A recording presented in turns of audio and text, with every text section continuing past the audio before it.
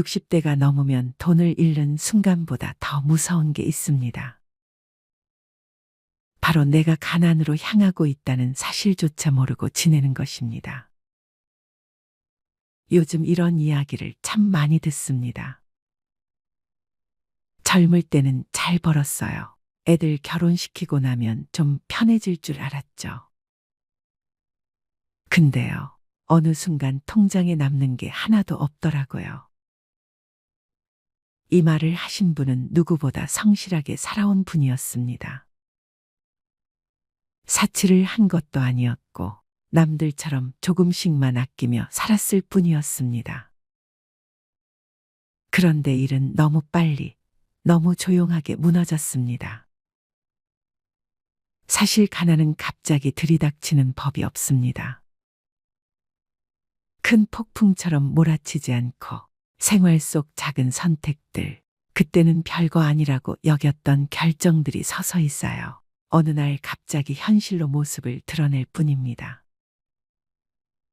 자식에게 미안해서, 체면 때문에, 혼자 있는 게 쓸쓸해서, 또 이 나이쯤 되면 원래 이런가 보다 하고 넘기다가 어느 순간 생활비가 모자라고 병원비가 무서워지고 사소한 지출 하나에도 마음이 불편해집니다. 더 무서운 건 대부분의 분들이 자신이 왜 이렇게 된 건지 몰라서 당황한다는 사실입니다. 내가 뭘 잘못했을까? 하지만 그건 당신이 잘못 살아서가 아닙니다. 노후를 망치는 선택들은 언제나 착한 마음, 좋은 의도, 그저 오래된 습관의 얼굴을 하고 다가오기 때문입니다. 그래서 더 위험하고 그래서 더 많은 사람들이 같은 함정에 걸려 넘어집니다. 오늘은 그 이야기를 하려 합니다.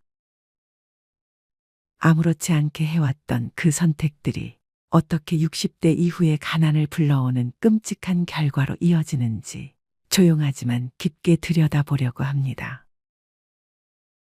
그리고 혹시라도 지금의 당신도 그 길을 걷고 있다면 돌아설 수 있는 단서가 되기를 바랍니다. 아이고, 관리비가 또 밀렸네요. 어르신, 이번 달엔 꼭 좀 부탁드려요. 관리실 직원의 말에 김명자 할머니는 고개를 푹 숙였습니다. 통장을 들고 은행에 갔을 때 잔액은 7,000원. 생활비를 인출한 지도 오래됐고 최근엔 아들 집에서 반찬을 좀 나눠줘서 겨우 끼니를 이어가고 있었습니다. 그런데도 그녀는 말합니다. 아들한테는 절대 손 안 벌려요. 민폐잖아요. 그런데 안타깝게도 장고는 이미 그녀의 의지를 배신한 지 오래였습니다. 명자 할머니의 이야기는 결코 남의 일이 아닙니다. 70이 넘도록 죽어라 일만 하며 살아왔는데 통장엔 늘 10만 원도 남지 않았다는 중장년층의 고백. 어쩌다 우리 세대의 통장은 이토록 텅 비었을까요? 왜 은퇴한 6070 세대들의 통장에는 100만 원도 남아있지 않은 걸까요? 많은 분들이 이렇게 말씀하십니다. 70 넘으면 그냥 조용히 집에만 있는 거지. 뭐 그렇게 돈이 들겠어요. 하지만 현실은 전혀 그렇지 않습니다. 퇴직 후 20년은 기본이고 30년을 넘기는 경우도 적지 않습니다. 65세 이후 평균 기대 수명은 84세를 넘어가고 있고 부부 중 한 사람이 90세 이상까지 사는 경우도 아주 흔해졌습니다. 하지만 대부분의 60대, 70대들은 아직도 이렇게 생각합니다. 노후는 그냥 연금으로 대충 살면 되겠지. 아프지만 않으면 되잖아. 나이 들면 돈 안 써. 하지만 현실은 달라요. 병원비, 치과비, 집 수리비, 명절 경조사비, 손주 용돈, 보청기, 안경 교체, 한 달 식비까지. 이 모든 것이 60대 이후부터 본격적으로 돈을 갉아먹기 시작합니다. 문제는 많은 분들이 아직도 50대처럼 쓰고 있다는 거예요. 그냥 한 달에 몇십만 원은 나가게 되더라고 하는 식으로요. 그게 바로 위험의 시작입니다. 노후는 안 써도 돈이 새는 시기예요. 쓰지 않아도 세월이 가져가는 돈이 있다는 걸 모르고 지나가다 보면 어느 순간 통장 잔고가 0원이 됩니다. 또 자존심이 문제인 경우도 많습니다. 가난해도 남에게 손 안 벌리는 것, 부족해도 자식에게 부담 주지 않는 것. 이게 미덕처럼 여겨져 왔어요. 그런데 자존심은 준비 없는 사람에겐 아무런 방패가 되어주지 않습니다. 자존심을 지키려면 돈이 필요합니다. 체면을 유지하려면 자산이 있어야 합니다. 자존심은 스스로를 지탱하는 강한 무기이지만 그 안에 든 칼날은 현실이 닿는 순간 너무 쉽게 부러지죠. 그러니 자존심이 강한 분일수록 더욱더 철저한 준비가 필요합니다. 그런데 놀랍게도 그런 분들이 나는 괜찮아 하며 대비를 등한시합니다. 결국 통장에 100만 원도 없는 채로 병원 앞에서 고개를 떨구게 되는 겁니다. 그리고 또 하나, 자식이 있으니까 괜찮다고 믿는 겁니다. 통장에 잔고가 없는 분들에게 이유를 물으면 종종 이렇게 대답하십니다. 나도 애들 키웠고 애들이 있으니까 그래도 어디 가서 굶기야 하겠어. 그런데 이 믿음은 현실을 외면한 환상입니다. 오늘날 30대, 40대 자녀들은 자신조차 감당이 어려운 세대를 살고 있어요. 물가 상승률, 집값, 교육비, 대출이자, 치솟는 보험료, 이들은 이미 삶에 쫓기고 있으며 부모까지 부양할 여력은 턱없이 부족합니다. 그럼에도 불구하고 여전히 많은 부모님들이 자식이 있으니까란 생각으로 저축을 미루고 부동산만 믿고 의료비 대비를 하지 않아요. 그리고 어느 날 자식의 차가운 한마디를 듣게 되죠. 엄마, 아빠, 저희도 솔직히 너무 힘들어요.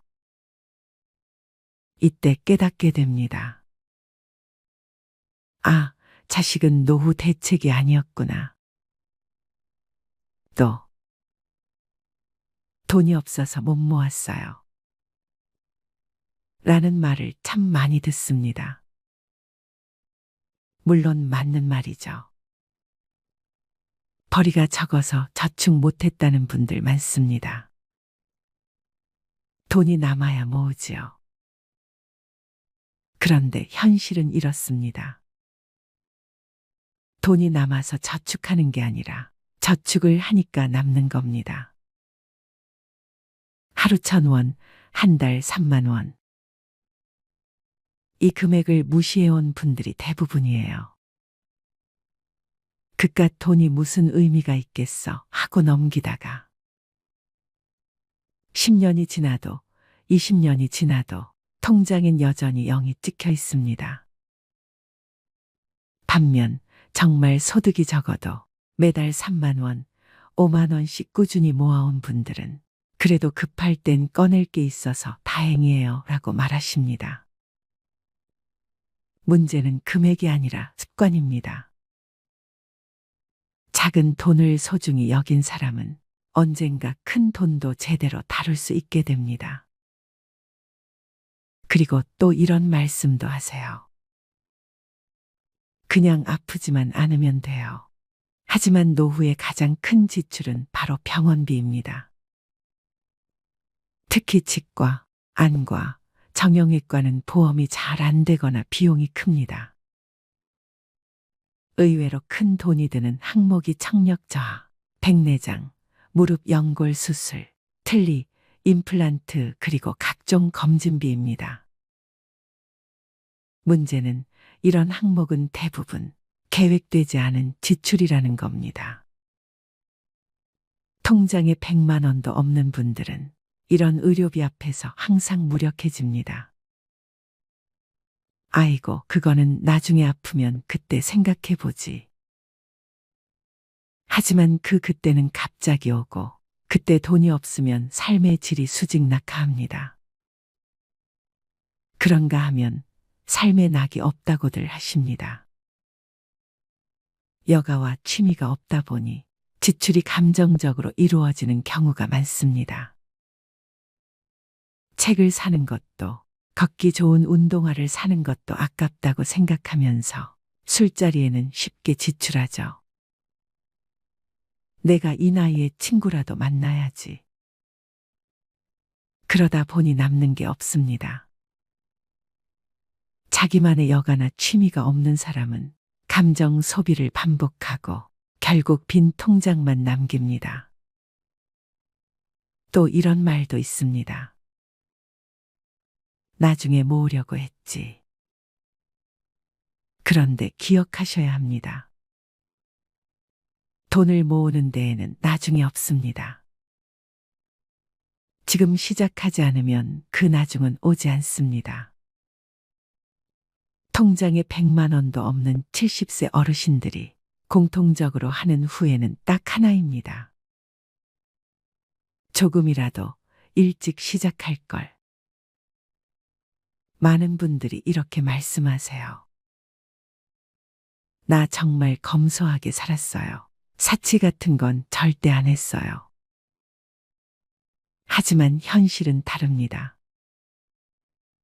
작은 사치, 반복된 소비, 습관적 지출, 이 모든 것이 누적된 결과입니다.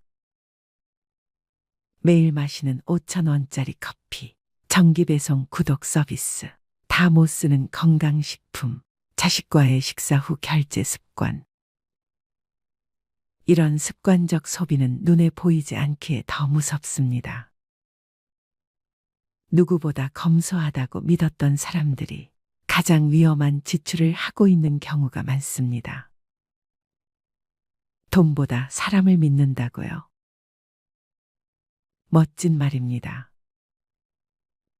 그런데 실천이 불가능합니다. 사람도 관계도 존엄도 결국 돈 위에 세워져야 지속될 수 있기 때문입니다. 돈이 없으면 선택지가 줄어들고 자존감이 흔들리며 좋은 것을 알아도 실천하지 못하게 됩니다. 그리고 마지막으로 이런 체념이 가장 무섭습니다. 이 나이에 뭘 하고 희망을 아예 꺼버리는 거요. 하지만 정말 그럴까요? 지금 이 영상을 보신다면 아직 늦지 않았습니다. 1만 원부터 시작하세요. 매일 가계부를 써보세요. 하루에 커피 한 잔 안 마시고 저축하세요. 당장 1년 뒤 당신의 통장은 달라질 수 있습니다. 70세에도 인생은 다시 시작할 수 있습니다. 통장 잔고가 0원이어도 오늘부터 진짜로 변화하고자 하는 의지가 있다면 그 인생은 마이너스에서 플러스로 향할 수 있습니다. 작은 돈을 무시하지 마세요. 주관 없는 소비를 경계하세요. 자식이 아닌 나의 힘으로 설 준비를 지금 하세요. 그리고 꼭 기억하세요. 돈이 없어서 불행한 게 아닙니다. 돈이 없는데도 바꾸려 하지 않을 때, 그때 진짜 불행이 시작됩니다.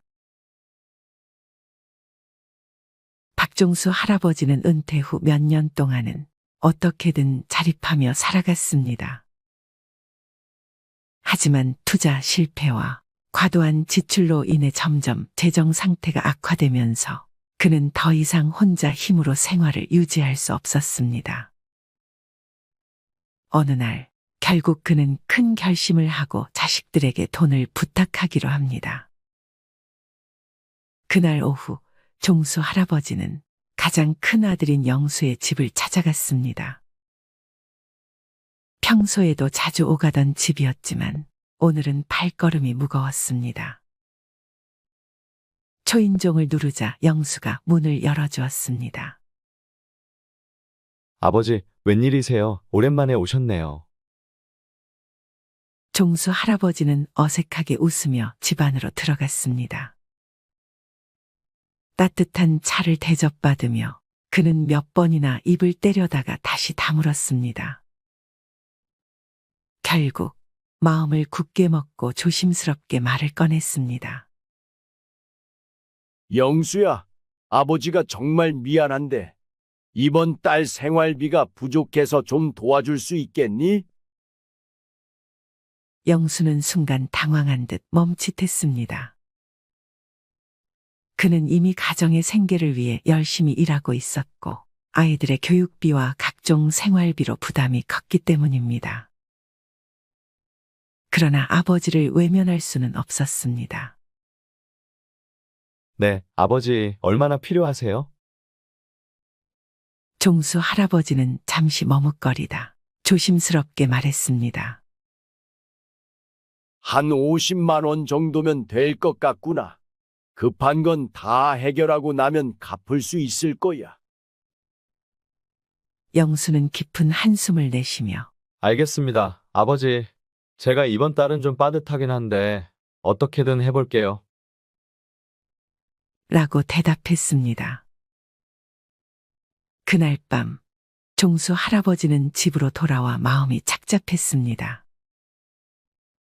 자식에게 손을 벌린다는 것이 자존심에 큰 상처를 입혔고 자신이 얼마나 비참한 처지에 놓여 있는지를 실감했습니다. 그는 눈물로 젖은 베개를 끌어안고 잠을 이루지 못했습니다. 며칠 후 딸 영희에게도 같은 부탁을 해야만 했습니다. 그는 딸의 집에 방문하여 손녀와 함께 시간을 보내다가 어렵게 입을 열었습니다. 영희야, 아빠가 정말 미안한데 생활비가 좀 부족해서 말이다. 내가 조금 도와줄 수 있을까? 영희는 놀란 표정을 감추지 못했습니다. 아빠, 무슨 일이세요? 요즘 많이 힘드신가 봐요. 그녀는 아버지의 손을 잡고 걱정스러운 눈빛으로 물었습니다. 그래, 영희야. 아빠가 좀 어려운 상황에 놓였단다. 이번 달만 좀 도와주면 안 될까? 영희는 눈물을 참으며 물론이에요, 아빠. 제가 어떻게든 마련해 볼게요. 라고 말했습니다. 종수 할아버지는 자식들의 얼굴을 보며 더욱 마음이 무거워졌습니다. 자식들에게 짐이 된다는 사실이 그를 괴롭혔고 그는 자신이 잘못된 결정을 내렸음을 후회하며 자책했습니다. 자식들에게 손을 벌릴 때마다 그는 더욱 비참해졌고 그들에게 부담을 주는 자신의 처지가 너무도 서글펐습니다. 이렇게 박종수 할아버지는 말년에 자식들에게 돈을 부탁하며 비참한 나날을 보냈고 자식들은 그런 아버지 때문에 힘들어했습니다. 그는 자식들에게 미안함과 고마움을 동시에 느끼며 자신의 실수로 인해 가족 모두가 고통받고 있다는 사실에 깊은 후회를 했습니다. 종수 할아버지는 자식들에게 손을 벌린 이후 자신의 과거를 돌아보며 많은 후회를 하게 되었습니다. 그는 젊은 시절에 많은 잘못된 선택을 했다는 것을 깨달았습니다. 특히 몇 가지 지출은 그의 재정 상황을 악화시키는 큰 원인이었습니다. 첫째로, 종수 할아버지는 젊었을 때 친구들과의 술자리에 많은 돈을 썼습니다. 그는 술을 좋아했고 친구들과 어울리는 것을 즐겼습니다. 매주 금요일 저녁마다 그는 친구들과 함께 술집에 가서 밤늦게까지 술을 마셨습니다. 그때는 재미있고 즐거운 시간이었지만 그렇게 쓴 돈이 한 달, 한 해를 넘어가며 상당한 금액이 되었음을 나중에야 깨달았습니다. 그는 그 돈을 저축하거나 투자했다면 지금과는 다른 상황이었을 것이라고 후회했습니다. 둘째로 종수 할아버지는 무리한 모임과 회식에 큰 돈을 썼습니다. 회사에서 중요한 자리나 회식이 있을 때마다 그는 자신이 적극적으로 나서서 계산을 하곤 했습니다. 후배들과 동료들에게 좋은 인상을 주고 싶어 했기 때문입니다. 그는 자신의 지갑을 열며 후배들에게 인심을 베푸는 것이 당연하다고 생각했지만 그로 인해 쌓인 비용은 그의 재정에 큰 부담이 되었습니다.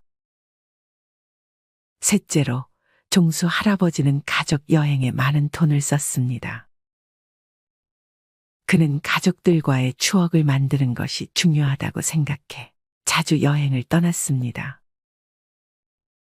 해외여행도 여러 번 다녀왔고 국내에서도 좋은 숙소와 맛있는 음식을 즐기기 위해 아낌없이 돈을 썼습니다.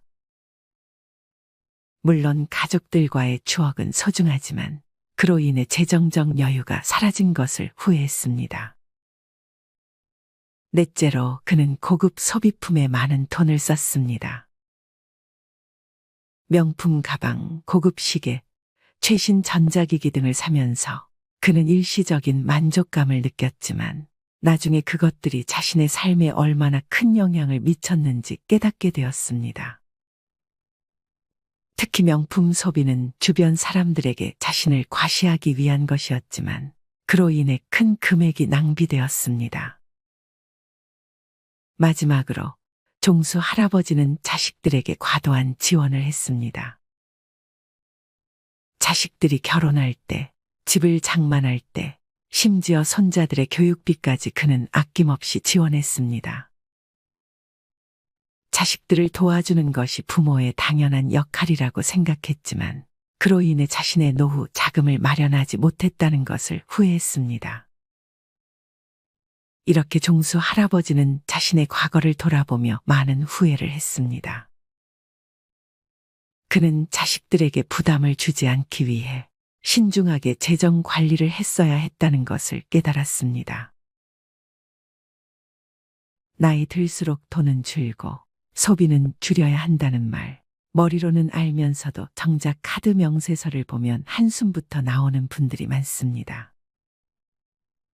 나는 그렇게까지 안 썼는데, 별거 안 했는데 왜 이렇게 빠져나갔지? 사실 노후의 가난은 돈이 없어서가 아닙니다. 무의식 중에 반복하고 있는 소비 패턴이 당신의 노후를 잠식하고 있는 겁니다. 특히 오늘 이야기할 9가지 소비는 6070세대, 즉 소비를 줄여야 할 시기에 오히려 집착하고 있는 지출 항목들입니다. 당신의 삶에도 이 9가지가 들어와 있다면 지금부터라도 정리가 필요합니다. 첫 번째, 명절 선물, 체면이라는 이름의 낭비. 나이 들수록 체면을 지켜야 한다는 생각이 강해집니다. 명절이 되면 아무도 시키지 않아도 비싼 한우 세트, 과일 상자, 건강식품을 고릅니다. 그래도 어른인데 이 정도는 해야지. 며느리 친정에도 뭔가 보내야지. 하지만 체면은 지갑에서 나갑니다. 그리고 그 체면을 지킬수록 약값을 미루고 전기요금을 걱정하는 현실이 찾아옵니다. 체면은 빚내서 유지할 게 아닙니다. 체면은 내 형편에 맞게 절제하는 어른에게서 납니다. 진짜 품위는 덜 써도 존중받는 사람이 될 때 생깁니다. 두 번째, 여행, 탈출인가, 회복인가. 이 나이에 언제 또 가보겠어. 이 말 한마디에 항공권을 결제하고 내 인생인데 한 번쯤은 하며 여행 패키지를 끊습니다. 하지만 여행은 갔다 오면 끝입니다. 추억은 남을지 몰라도 카드값은 더 오래 남습니다. 게다가 여행은 습관이 되면 중독됩니다.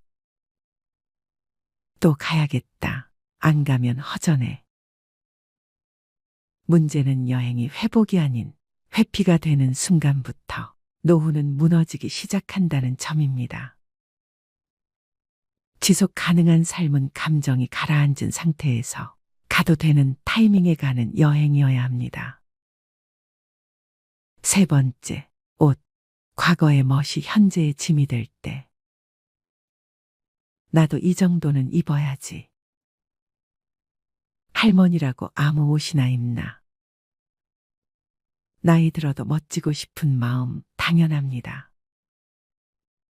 하지만 옷장이 가득 차 있고 입는 옷은 늘 똑같은데도 또 다시 신상을 고르고 있다면 그건 멋이 아니라 불안을 지우기 위한 소비일 수 있습니다. 노년의 멋은 비싼 옷이 아니라 단정함에서 시작됩니다. 꾸준히 다림질된 셔츠, 잘 맞는 슬랙스, 깔끔한 운동화. 그것이면 됩니다. 진짜 품위는 옷에서 나오는 게 아니라 자기 삶에 책임지는 태도에서 나옵니다. 네 번째, 커피. 하루 한 잔은 괜찮을까? 퇴직 후 할 일 없는 하루의 시작은 늘 커피 한 잔으로 열립니다.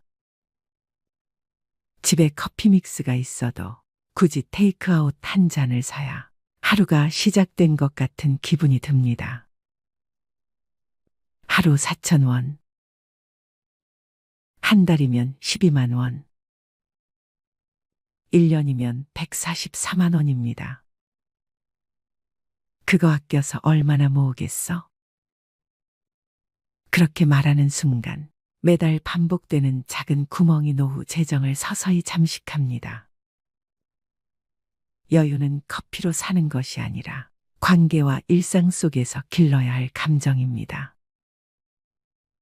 돈 들여 위로받는 습관은 결국 더 큰 허기를 남깁니다. 다섯 번째, 택시. 편함의 이름으로 무너지는 근력. 한 정거장 거리도 걷기 싫어집니다. 힘들잖아. 택시 타면 편하지. 그런데 이상하게 이 편함은 갈수록 더 많은 불편함을 부릅니다. 걷는 횟수가 줄어들수록 무릎은 더 약해지고 심장은 더 나빠집니다. 택시비는 그 자체로도 문제지만 움직이지 않는 대가로 찾아오는 병원비는 그보다 훨씬 비쌉니다. 노후의 편안함은 무조건적인 편리함이 아니라 내 몸이 스스로 움직일 수 있는 자유에 있습니다. 여섯 번째, 손주를 위한 지출. 사랑이라는 착각. 손주가 온다 하면 마트부터 갑니다. 과자, 장난감, 옷, 용돈까지. 그래도 할머니인데 뭐라도 해줘야지. 그렇게 매달 10에서 20만 원씩 쓰면서도 정작 자신은 라면으로 끼니를 때웁니다. 그런데 손주는 과자나 돈보단 할머니가 해준 이야기와 밥을 더 오래 기억합니다. 사랑은 사는 것이 아닙니다. 시간을 함께 보내는 것, 함께 눈을 맞추는 것이 진짜 사랑입니다. 지갑이 아니라 마음으로 손주를 대하세요. 일곱 번째, 경조사비. 관계라는 이름의 강요. 친구 아들 결혼이라는데 다들 10만 원 낸다더라. 나만 5만 원 하면 이상하게 보이겠지. 경조사비는 기준이 없습니다. 그래서 더 어렵습니다. 그러나 중요한 것은 당신의 형편과 마음입니다. 남들이 10만 원 낸다고 나도 무리해서 맞추다 보면 정작 당신 자녀의 결혼식엔 통장이 비어 있을 수 있습니다. 경조사비는 투자가 아닙니다. 돌려받지 못할 수도 있습니다. 그래서 더욱 신중하고 절제 있게 써야 할 지출입니다. 여덟 번째, 건강식품. 건강은 사는 게 아니다. 이거 먹으면 혈압 내려간대요. 간에 좋다니까 한번 먹어보려고요. TV, 유튜브, 카톡, 곳곳에서 들려오는 기적의 약들. 하지만 정작 병원에서는 별 효과 없습니다 라는 말만 돌아옵니다.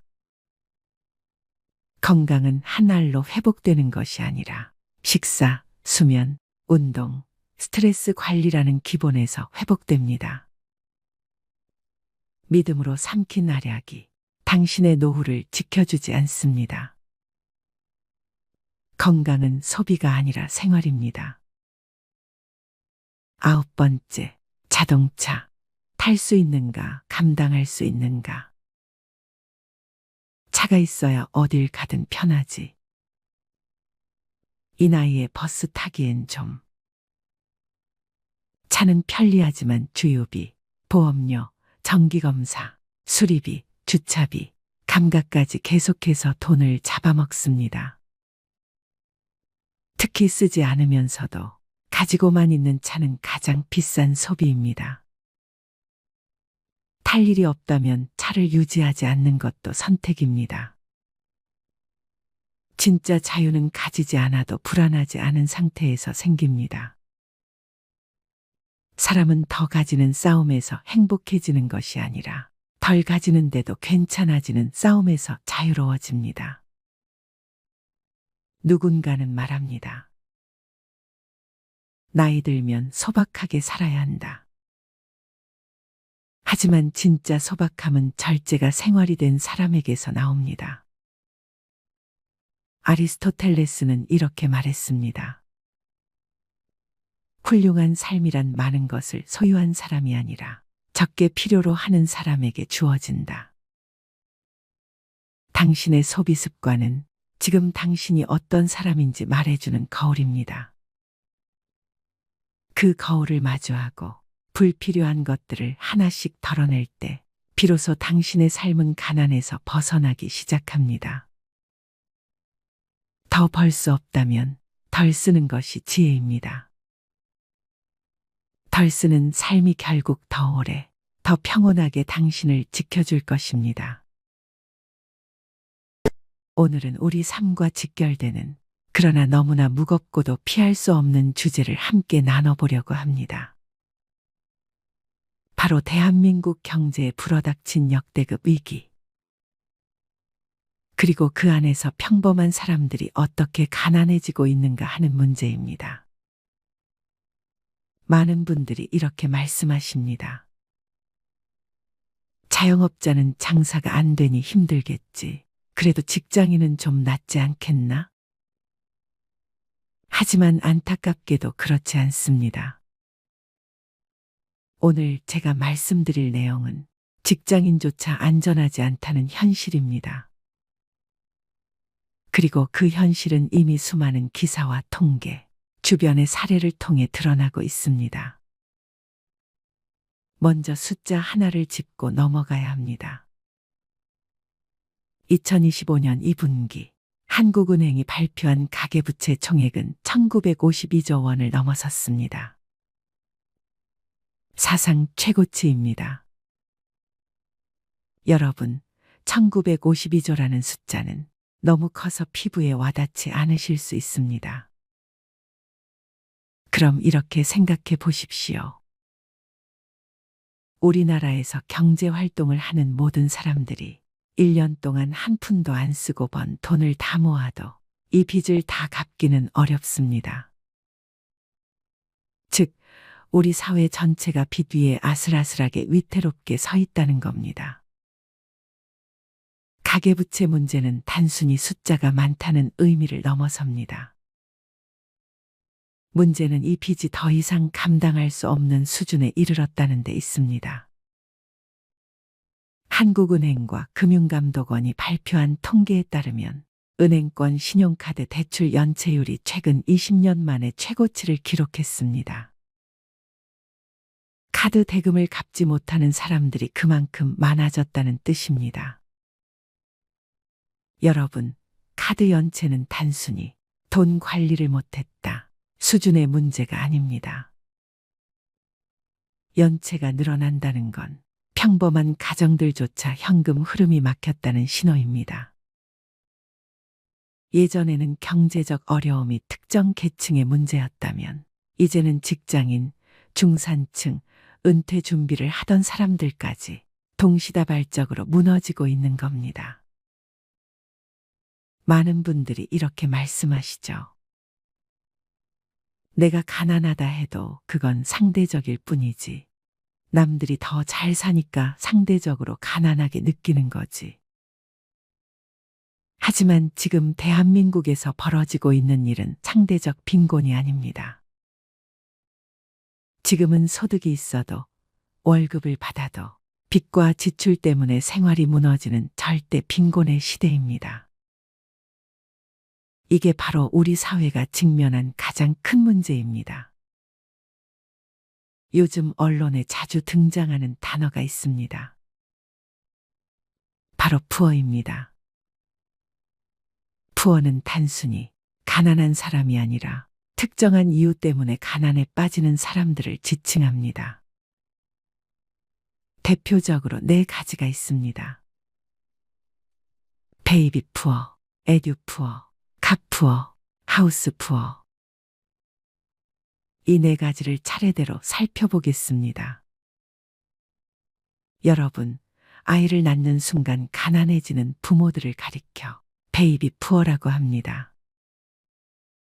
대한민국 정부는 출산율을 높이기 위해 2022년 1월 이후 출생아에 대해 8년간 총 2,960만 원의 지원금을 지급합니다. 엄청난 금액입니다. 하지만 현실은 다릅니다. 아이를 낳으면 오히려 가난해지는 가정이 늘고 있습니다. 왜일까요? 언론 보도에 따르면 서울 강남권 산후조리원 이주 비용은 VIP룸 기준 540만 원, 고급 시설은 700만 원 이상에 이릅니다. 전국 평균 산후조리원 비용도 300만 원 이상입니다. 예전 같으면 친정어머니가 도와주거나 집에서 조리하는 경우가 많았는데 이제는 산후조리원이 필수가 되다시피 했습니다. 거기에 초음파 입체 사진 촬영, 태교 해외여행, 만삭 사진 촬영이 더해집니다. 언론에 따르면 태교 여행 시장은 매년 20% 이상 성장하고 있고 만삭 사진 촬영 비용은 기본 50만 원에서 100만 원을 넘깁니다. 또 아이가 태어나면 유모차, 카시트, 아기 침대 같은 육아용품을 대부분 해외 유명 브랜드로 구매합니다. 명품 유모차 가격은 100만에서 200만 원대가 기본이고 고급 제품은 400만 원이 넘습니다. 결국 국가에서 주는 2,960만 원은 몇 달 만에 사라지고 가정은 빚더미에 앉게 됩니다. 이게 바로 베이비 푸어의 현실입니다. 두 번째는 에듀 푸어입니다. 아이 교육비에 집안 살림이 무너지는 경우를 말합니다. 통계청에 따르면 2024년 우리나라 초중 고 학생 1인당 월 평균 사교육비는 54만 원입니다. 두 아이를 키우면 100만 원을 훌쩍 넘습니다. 서울 강남이나 목동 같은 교육 특구 지역은 한 달에 수백만 원이 기본입니다. EBS 조사에 따르면 학부모의 60%가 경제적 부담이 심하다고 답했지만 동시에 학원을 줄일 수 없다고 말합니다. 왜일까요? 바로 불안감 때문입니다. 우리 아이만 안 시키면 뒤처지지 않을까? 이 불안이 결국 빚을 늘리고 가정을 휘청이게 합니다. 이런 가정이 바로 에듀푸어입니다. 세 번째는 카푸어입니다. 자동차가 삶을 갉아먹는 경우입니다. 자동차 업계 통계에 따르면 최근 30, 40대뿐 아니라 50대 이상 중장년층 사이에서도 월 소득 대비 과도하게 비싼 차를 구매하는 사례가 늘고 있습니다. 특히 수입차 시장 점유율이 20%를 넘어섰는데 이 수입차 구매자 중 상당수가 대출 리스로 차량을 구입했습니다. 경제 전문가들이 계산하는 차량 지수라는 게 있습니다. 차량 가격 나누기 월 소득 은 차량 지수인데 정상 범위는 0.7에서 1.5입니다. 하지만 최근 조사에서는 2.0을 넘는 경우가 많았습니다. 즉, 월 소득의 9개월치 이상을 자동차에 쓰는 겁니다.